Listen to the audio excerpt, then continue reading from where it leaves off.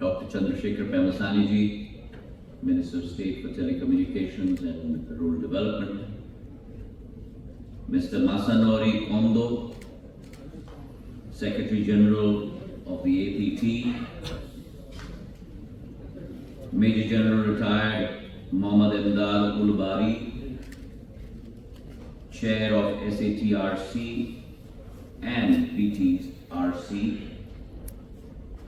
Mr. Anil Kumar Lahoti, Chairman of our very own TRAI, Mr. Atul Kumar Chaudhary, Secretary of TRAI,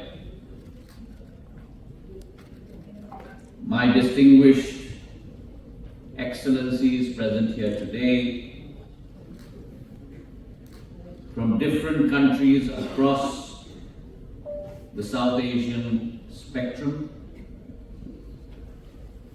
members of regulatory authorities, my friends from the media, ladies and gentlemen. Let me at the outset welcome you to the 25th SATRC being held in New Delhi. I take this opportunity to welcome you not only to my country, but to welcome you to the microcosm of the growth center of telecommunications globally across the next decade.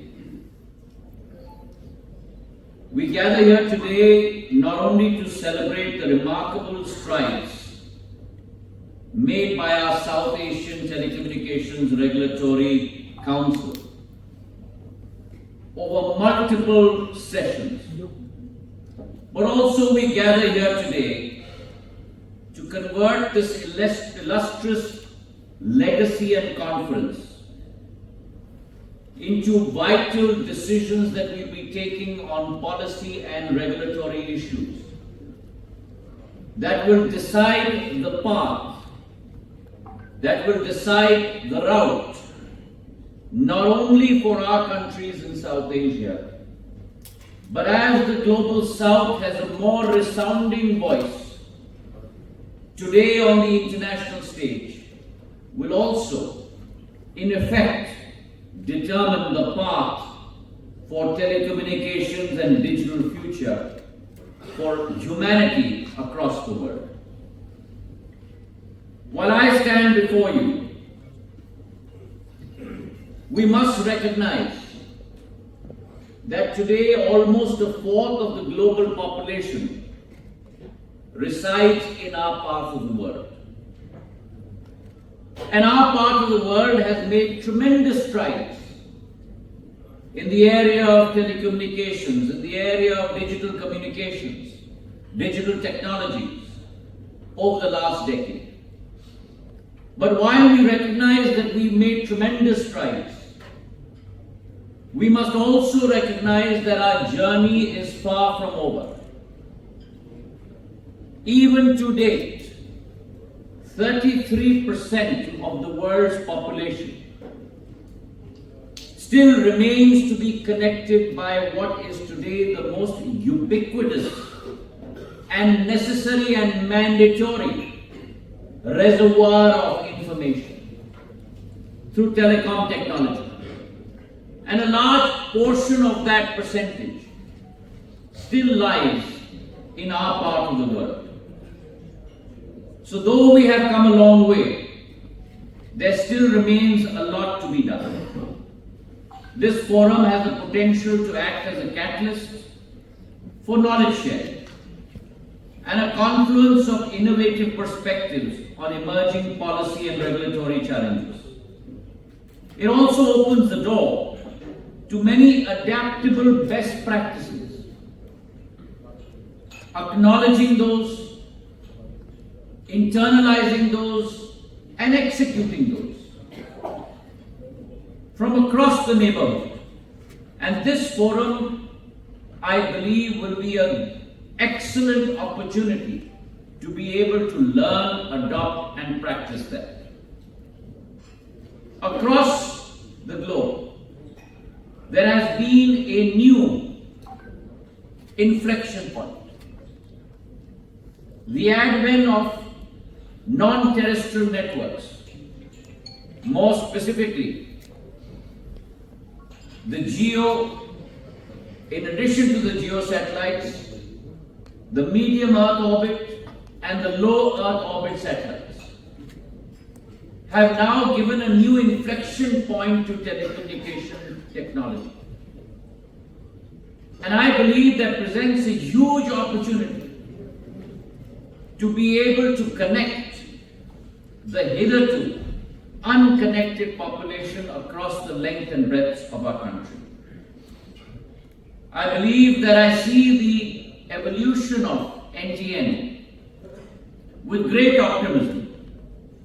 And I believe that it will unlock new vistas in communication technologies, igniting innovative applications across diverse sectors, and advancing our collective journey and our collective resolve towards the United Nations SDGs, our Sustainable Development Goals.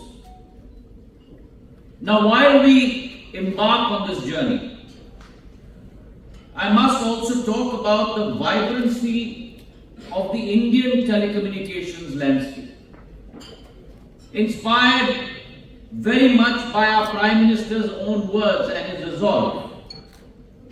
When we talk about technology, not only as a powerful conduit, but as an ability to be able to discover, learn, evolve, and implement, in our Prime Minister's words. India, ladies and gentlemen, treats technology not only as a tool, but as a harmonious blend of speed, blend of simplicity, and blend of service. And the capability of this technology to empower our marginalized people across the length and breadth of our landscape. India has advanced tremendously, and we believe that this telecommunication and digital technology should be a custodian of sustainable economic development. And as we grow down this path, India today stands in many ways as a global titan, one that can harness the unbelievable prowess of artificial intelligence, one that commands today the second largest telecom network in the world, one that today is the third most digitized nation across the globe. We have had tremendous advancement in the last decade. If you look at broadband connectivity, we've experienced a 15-fold transformation from 60 million connections to 924 million connections. When you look at our telecom capability, close to about 1.2 telephone users today across our country, 970 million internet subscribers. And while we look at that number, the fact that our qualifying threshold for data connectivity has risen from a paltry 512 kilobytes per second to almost 2 megabytes per second. Today in India, almost 10% of our economy evolves from our digital economy, up 3 times from 3.5% a decade ago. And the fact that our digital economy is advancing at a pace of 2.8 times of our GDP means that by the year 2026-27, the digital economy will imply 20% the size of India's total economy. Now that is the numbers that we are talking about. And similarly, when we talk about inclusive growth, because for India, for the global South, for South Asia, Inclusivity is the base paradigm that we all live by. And when we talk about inclusive growth, we see a measure of that occurring in India today. We've had the fastest rollout of 5G services in the world. In 22 months, 99% of our districts in India have been covered by 5G. 450,000 BTSs have been laid out. 84% of our population has been covered. When we go beyond that, when we look at our amended BharatNet program, our program of providing universal broadband connectivity, the largest public program in the world today, close to 16.6 billion US dollars, in order to provide universal broadband connectivity to all 250,000 major agglomerations of villages across the length and breadth of India. It is our commitment to ensure 4G saturation. And when we talk about 4G saturation, the 36,000 villages that still need to be connected out of 650,000 villages in India, we have committed $3.9 billion to ensure that that task will be completed no later than June of 2025. We will have 100% 4G saturation in India by that date. Now, as we look forward, because I think it's important that India and the rest of South Asia, we were all followers in 4G. We were all simultaneous marchers in 5G. But it must become a combined imperative to lead the world in 6G. And if we have to lead the world in 6G, we must set up our technology platform. We must be able to contribute intellectual property in the 6G network, whether it's 3GPP, whether it is the WTSA and the ITU.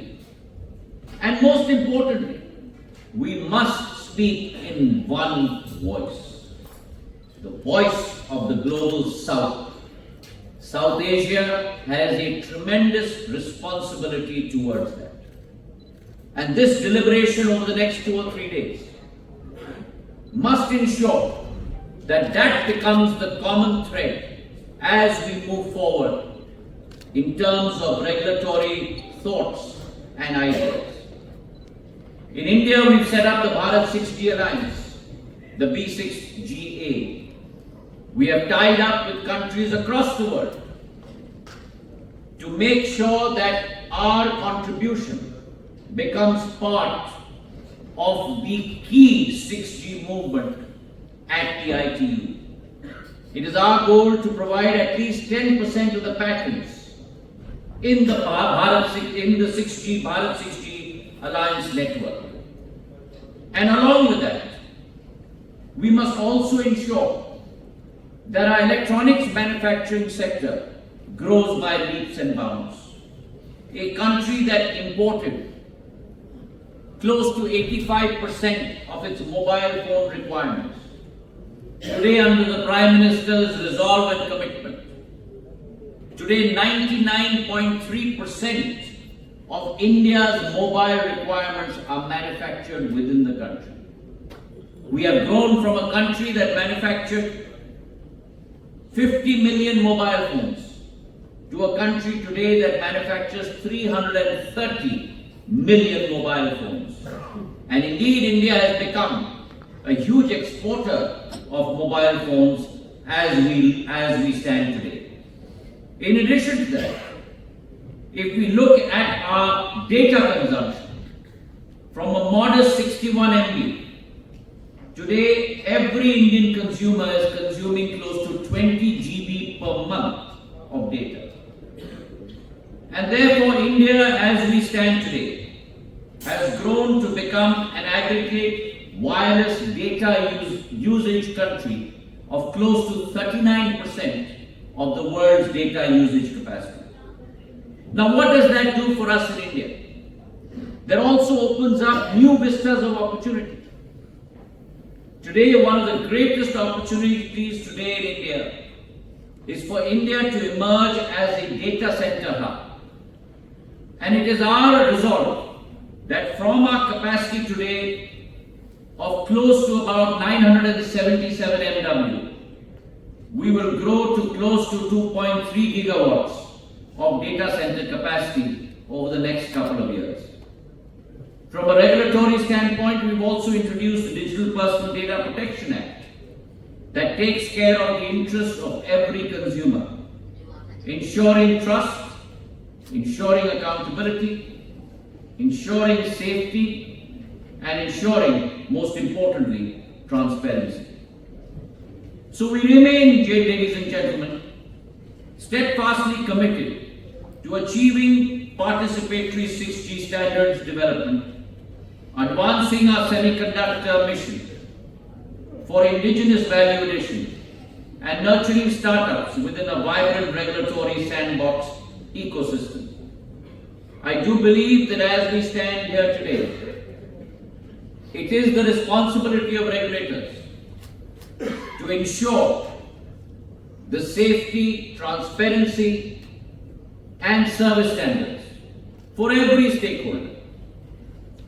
We must take into account, on the one hand, assets of this telecom network, whether it is spectrum, digital communication capabilities, and we must set the guardrails on this highway of connectivity, to ensure that every consumer along this highway is safely insured in terms of treading his path of connecting in to this repertoire and this huge